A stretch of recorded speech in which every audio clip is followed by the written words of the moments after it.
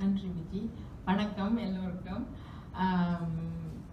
இது நான் சிரிச்சு கேட்டுட்டு சரியான சீரியஸான டாபிக்கு போற மாதிரி இருக்கு.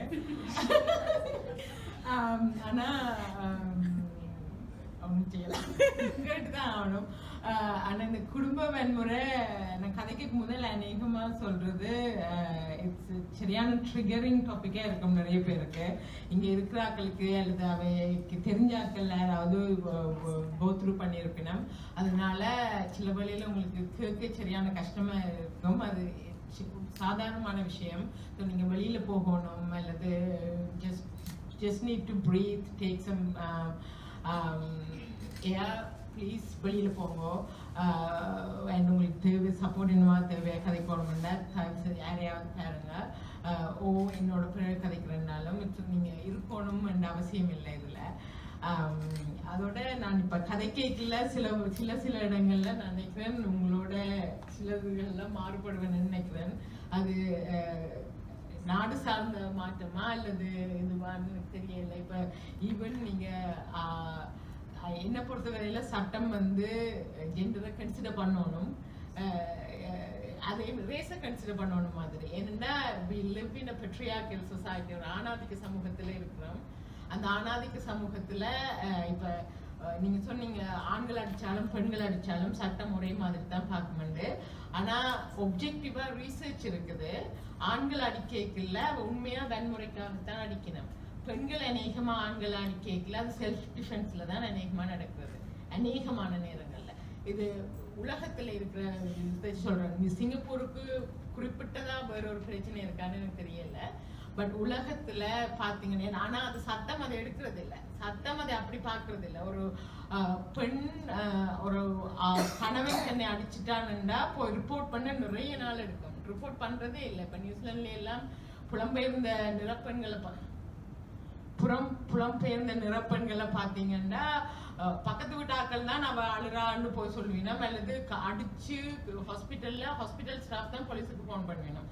அவையா சொல்லி நான் எங்கள்கிட்ட வர்றாக்கள் சரியான குறைவு புருஷன் அடிச்சுட்டான்டா. ஆனா என்னவாவது ஒரு சின்ன இதுண்டா புருஷன் சொல்றது சரியான ஈஸி, டக்குன்னு சொல்லிடுவீங்க. என்ன சொன்னா அந்த இது அவைக்கு எதிராக ஒரு இது நடக்கும். அதுக்காகவே இப்போ ஆஸ்திரேலியா நியூசிலாந்துல எல்லாம் வேறு சில வெளிநாடுகள்லையும் ஒப்ஜெக்டிவா ரீசர்ச் சோஷியல் ஒர்க்கர்ஸ் இந்த மாதிரியான சமூக பணிகளில் ஈடுபடுறார்கள் ஆய்வு செய்து கண்டுபிடிச்சிருக்கணும். அநேகமா பெண்கள் இதன்ல ஒரு தற்பாதுகாப்புக்கு தங்களையோ பிள்ளைகளையோ பாதுகாக்கிறதுக்கு தான். அதுக்கு முதலே அவை எவ்வளவோ வன்முறையை சந்திச்சு பாதுகாக்கிறதுக்காகத்தான் இதன் இருக்கணும். ஆண்கள் பெண்களை பிள்ளைகளை வன்முறை செய்யறதுக்காகத்தான் நடிக்கணும். ஸோ அந்த விதத்துல சட்டம் அதை கட்டாயமா பார்க்கணும். அப்படி ஒன்று இருக்குது, அப்படி நடக்க சான்ஸ் இருக்குன்னு பார்க்காட்டி சட்டத்துக்கு தெரியாது என்றது ஒரு விஷயம். அது நான் பிறகு 7 மணி நேரம் கதைப்போம். இப்போ நான் திருப்பி இதுக்கு வரேன். ஸோ குடும்ப வன்முறைண்டா நான் உங்களுக்கு 7 மணி நேரம் உங்களுக்கு கேளாட்டி ப்ளீஸ் வெளியால போங்க, and that's perfectly fine. So குடும்ப வன்முறை என்றால் என்னன்னா அநேகமா உங்களுக்கு தெரியும். இது நியூசிலாந்துல ஒரு சின்ன பிள்ளை தனக்கு குடும்பம் என்ன என்று கேட்டதுக்கு வரைஞ்ச படம் உண்டு. அந்த வரைஞ்ச படத்துல உங்களுக்கு தெரியுது அப்பா அம்மா தன்னை அடிக்கிறது. நிறைய பேருக்கு இப்ப நாங்க வளர்க்கலையே அநேகமா அப்பா அம்மாவை பேசினா எல்லாம் எங்களுக்கு சாதாரணமா இருக்கிறது. நாங்க அது ஒரு பெரிய இதுவாவே எடுத்துக்கொள்றது இல்லை. அந்த மாதிரி அநேகமா நாங்க எல்லாருமே ஏதோ ஒரு வகையில அப்பா அந்த போட்டு அடிக்கிற மாதிரி இருக்காது, ஆனா ஏதோ ஒரு வகைய அம்மாவை கட்டுப்படுத்துற சமூகத்துலதான் அநேகமா வாழ்ந்திருப்போம். அந்த சமூகம் தான் சாதாரணமா வாழ்ந்த சமூகத்துல எங்களுக்கு வன்முறையை கண்டா அது வன்முறை தான் ரியலைஸ் பண்றதுக்கே நிறைய நேரம் எடுக்கும் சில வழியில. வன்முறை என்றா ஒரு உறவுல அந்த உறவுல இருக்கிற ஒரு ஆள் தன் ஆளுமையோ கட்டுப்பாட்டையோ பயன்படுத்தி இன்னொரு ஆளை கட்டுப்படுத்துறது. அதான் இந்த ஜஸ்ட் வெரி சிம்பிள் டெஃபினிஷன் குடும்ப வன்முறை என்றா. குடும்ப வன்முறையில உலகத்துல அநேகமா குடும்ப வன்முறை 85 to 90% ஒரு ஆணால தான் நடத்தப்படுது. பெண்களும் பிள்ளைகளும் தான் அநேகமா பாதிக்கப்படுறாங்க. அதுவுமே நாங்க இது நான் சொல்றதால ஆண்களை வெறுக்கிறேன்னு இல்லை, அது கூட நான் எத்தனையோ தடவை அடிக்கடி சொல்ல வேண்டிய விஷயம். இது ஒரு உண்மையான ஃபேக்ட். ஏன்னா நாங்க இருக்கிறது ஆணாதிக்க சமூகத்துல. ஸோ அநேகமான வன்முறையாளர்கள் ஆண்கள், வன்முறைக்கு உட்படுத்தப்படுறவர்கள் பிள்ளைகளும் பெண்களும். அதே நேரம் நான் இன்றைக்கு எந்த பேச்சு வந்து அந்த பர்டிகுலர் வன்முறையை பற்றியது.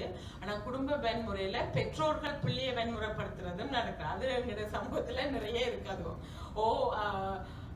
நிறைய எத்தனையோ பிள்ளைகள் வளரும் மட்டும், சில பேர் வளர்ந்தா பிறகுமே வன்முறை கொடுத்து தனிய உடல் வன்முறை மட்டும் இல்ல, வளர பிறகு மனத்தால கட்டுப்படுத்துறது, நிதியால கட்டுப்படுத்துறது நிறைய இருக்குது. அதுவும் வெளிநாட்டுல வாழ்ற பிள்ளைகளுக்கு அந்த இன்டர்ஜெனரேஷனல் புலியிங்கும் நிறைய இருக்கு. நான் உன்னை எவ்வளவு நல்லா வளர்த்தேனோ, அம்மம்மா அப்பப்பா எல்லாம் சேர்ந்து வச்சுருவாங்க, நீ இந்த மாதிரி வளர்ற, இப்படியா உன்னை வளர்த்துனாங்க, தமிழ் பொம்பளையா வளர்றியான்னு உருப்பட்டதெல்லாம் நடக்கும். ஆனா அதை நான் இதுல இப்ப இன்னைக்கு கவர் பண்ணல, அதுக்கு இன்னொரு டோக்கே செய்யலாம். அதனால அந்த குடும்ப வன்முறையில் இருக்கிற அந்த ஜெண்டர் ஃபினோமினன் சட்டத்துக்கும் பார்க்கணும், சமூகத்திலையும் பார்க்கணும். ஏன்னா இப்ப கதைக்க தொடங்கினாலும் அநேகம் ஆண்களே சொல்லுவீங்க, இது என்ன இப்ப பொம்பளையில் தானே அடிச்சிட்டு இருக்காங்க, நீ எதுக்கு இப்ப கதைச்சிட்டு இருக்கிறான்னு நிறைய பேர் சொல்றவன். எப்படி ஒரு ஒயிட் சுப்ரீமசிஸ்ட் சொசைட்டில வெளிநாட்டுல எப்படி நாங்க இனத்தை பற்றி கதைக்கணுமோ கட்டாயமா, வெள்ளை இன மேலாதிக்கத்துல இனம் காலனித்துவத்தை பற்றி வெளிப்படையா கதைக்கணுமா, கதைக்காட்டி நாங்க அந்த பிரச்சனையே தீர்க்க இயலாது. அதே மாதிரி இந்த சிச்சுவேஷன் நாங்க ஒரு பெண் வந்தா அவருக்கு விளங்கப்படுத்துறதுக்கு இதைத்தான் நாங்க இந்த பவர் அண்ட் கண்ட்ரோல் வீல் என்று சொல்லுவோம். இதைத்தான் பாவிக்கிறோம் நாங்க. என்ன நாங்க நார்மலா ஒரு போர்டர் லெவல் வன்முறையான சமூகத்துலதான் வாழ்ந்து கொண்டிருக்கிறோம்ன்றபடியா எங்களுக்கு வன்முறையான உறவுண்டா என்னன்னு எங்களை அநேகமான ஆட்களுக்கு உடனே ரியலைஸ் பண்ண இயலாது. ஸோ இன்டிமிடேட் பண்ணலாம், அல்லது அடிச்சாலும் உன்னாலதான் நான் கோவப்பட்டது, நீ என்ன. ஸோ தண்ட செயல்களுக்கு மெட்டால பொறுப்பு கூற பண்றது, நீ இப்படி கத்தினதாலதான், நீ இப்படி கேட்டதாலதான் நான் கோவப்பட்டேன், நான் பெருசா அடிக்க இல்லை. அல்லது பிள்ளைகளை வச்சு என்னவா செய்யறாங்கன்னா பிள்ளைகளை நான் எடுத்துட்டு போயிடுவேன்னு சொல்றது, தனிமைப்படுத்துறது, சமூகத்தில இருந்து தனிமைப்படுத்துறது புலம்பெயர்ந்த நாடுகள்ல இருக்கிற பெண்களுக்கு நிறைய நடக்கிறது. ஏன்னா அநேகம் அவ குடும்பத்தை விட்டுட்டு தான் வீட்டை மேரி பண்ணிட்டு வருவினம். அப்ப அவைக்கு இருக்கிற நண்பர்கள் இருக்கிறது அவை இந்த கணவர் நண்பர்களாகத்தான் இருக்கும். அவைகளுக்கு நம்பிக்கையா கதைக்கிறதுக்கு பெருசா ஆட்கள் இருக்காது. அதோட அநேகமா மினிமைஸ் பண்றது, அவ ஒரு ஆள் நீங்க இப்படி செய்துட்டீங்க, இதால எனக்கு இவ்வளவு பாதிப்பு ஏற்பட்டதுன்னு சொன்னா அவ இல்ல நீ போய் சொல்ற, அவ்வளவு பெருசா நான் ஒன்றும் செய்யல அந்த மாதிரி சொல்றது. அதோட ஒரு கலந்துரையாடல் இல்லை, என்ன பிரச்சனை வந்தாலும் உடனே கட்டுப்படுத்துறதையோடயே இருந்து ஆலோசித்து முடிவெடுக்கிறது இல்லை. காசாலையும் கட்டுப்படுத்தலாம், பணம் தேவையான காசு கொடுக்காம இருக்கிறது அந்த மாதிரி. அதே நேரம் வன்முறை இல்லாத சமத்துவமான உறவு எப்படி இருக்கணும்னா சமத்துவத்தை அடிப்படையாக கொண்டு இருக்கும்.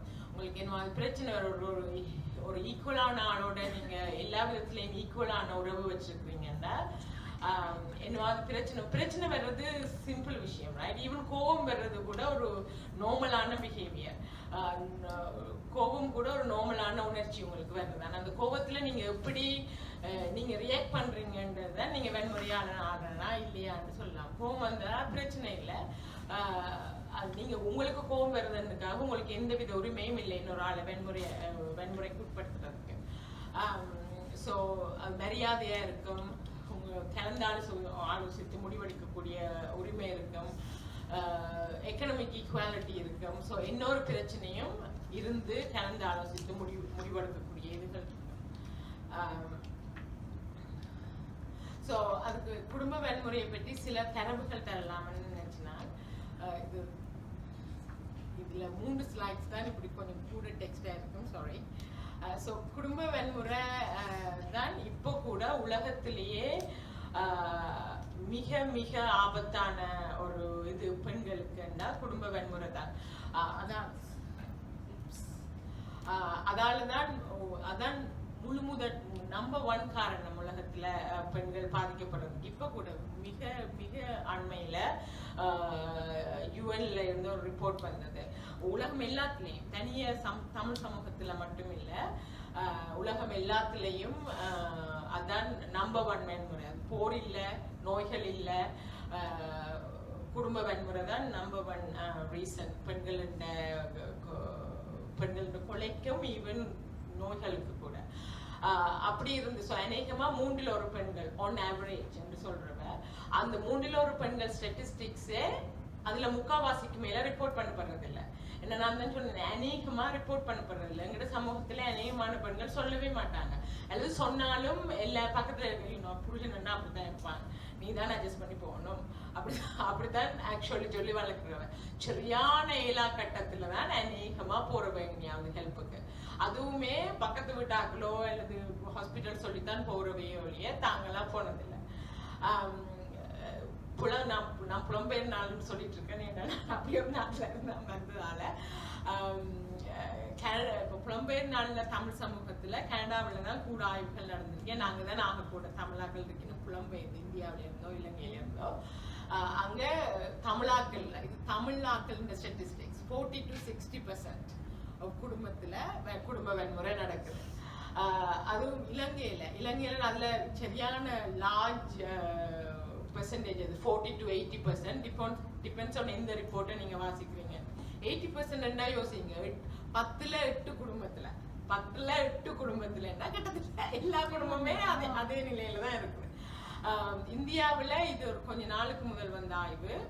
டீனேஜர்ஸ் பாய்ஸ் அண்ட் கேர்ள்ஸும் 2 பேரும் அரைவாசிக்கு மேற்பட்டார்கள். டைம் அதுக்குள்ள முடிஞ்சா டைமுக்கு அடுத்த கணவன் மனைவி அடிக்கிறது சரி என்று சொல்றவன்.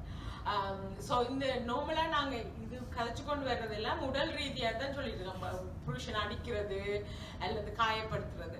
அதே நேரம் இந்த இமோஷனல் அபியூஸை பெருசா யாருமே சொல்றதே இல்லை. ஆனா அதுவும் இந்த அபியூஸுக்குள்ள வந்து அதை நிரூபிக்கிறதும் சரியான கஷ்டம். ஆனா இந்த குடும்ப வன்முறை அடுத்து நாங்க விளங்கி கொள்ள வேண்டியது என்னன்னா, இந்த திறந்த சமூகத்துல இருக்கிற பாலியல் சமத்துவமின்மையோட நிச்சயமா தொடர்புடையது.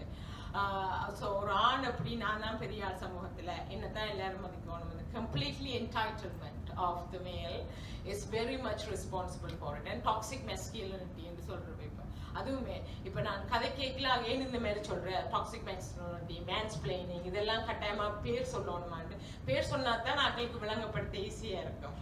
அதுக்கெல்லாம் உருப்படியான தமிழ் வார்த்தை என்ன கண்டுபிடிக்கப்படலைன்னு நினைக்கிறேன்.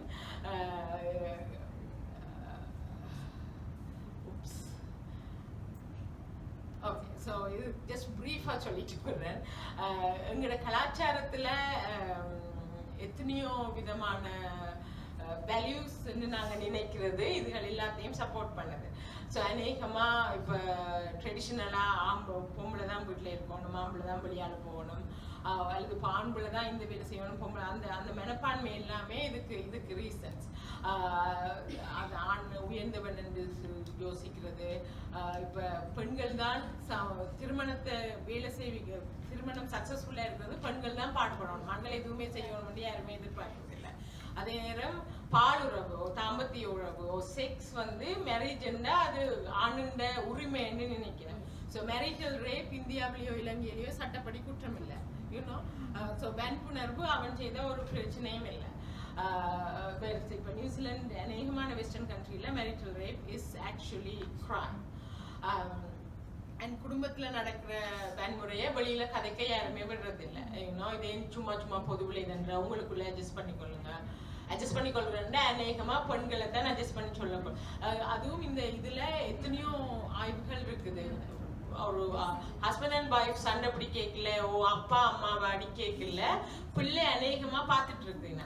அந்த பிள்ளை பார்த்துட்டு இருக்கிறது பிள்ளைக்கு சரியான பாதிப்பு. அதையுமே நாங்க இந்த குடும்பத்தை உண்டா வச்சிருக்கிறது தான் முக்கியம்னு நினைக்கிறோமே ஒழிய அந்த பிள்ளைக்கு இதால வர்ற பாதிப்பை பற்றி யாருமே கதைக்கிறது இல்லை அநேகமா. ஸோ இதுல பெண்கள் வந்து ஒபியஸ்லி நிறைய விதத்துல கஷ்டப்படினோம். என்ன அநேகமா முதல் சொன்ன மாதிரி உடல் ரீதியான தாக்குதல் தான் நாங்க, அதுவுமே சரியான சிவியரான உடல் ரீதியான தாக்குதல் தான் நாங்க வன்முறை என்று கருதுறமையோடைய சும்மா உள ரீதியா அவமானப்படுத்துறது அல்லது ஒரு உதவி செய்யாம இருக்கிறது அதுகளை எல்லாம் நாங்க ஒரு வன்முறை என்ற கேட்டகரியிலேயே எடுக்கிறது இல்லை. நாங்க பாஸ் பண்ணி கொண்டு போறேன். நான் டூ மச்சா ப்ரீவியஸ் ஸ்டாக்கோட இருந்ததால இதை விட்டுட்டு நினைக்கிறேன். சாரி. அதோட அநேகமான பெண்களுக்கு நான் முதல் நிறைய பேரோட சொன்ன மாதிரி அவைக்கு இந்த இனப்பெருக்க உரிமைகளை பற்றி அவர்களுக்கு தெரியாது. மேரி பண்ணிக்க எப்ப பிள்ளை பிறக்க போறோம், கருத்தடை மாத்திரைகளை பற்றி தெரியுமா, என்ன செய்யணும் கருத்தடை ஒண்ணுமே தெரியாது. மேரி பண்ணின உடனே ஏதோ பிள்ளை பழணும்னு இப்ப நான்